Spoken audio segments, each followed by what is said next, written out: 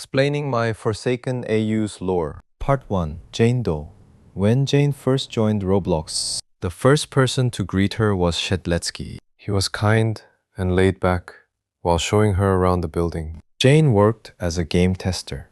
She would go to the games and test it out there. Before she started her first shift, she ran into John Doe. They both fell in love at first sight and later on got married. John was also a game tester at Roblox, except he worked at a desk instead. Builderman is John's dad, so Jane sees him as hers. One day, there was a sort of virus or defunct code that corrupted John.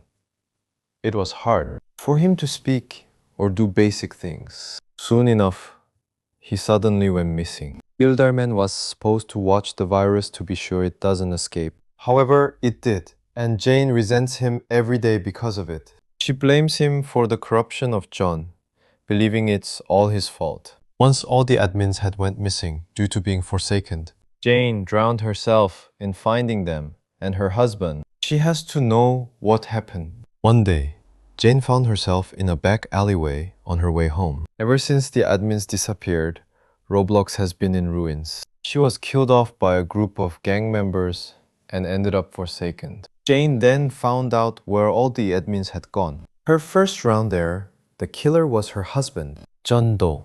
Except, he didn't recognize her. He instead tried to kill her along with everyone else. Jane isolated herself in the abandoned basement no one used.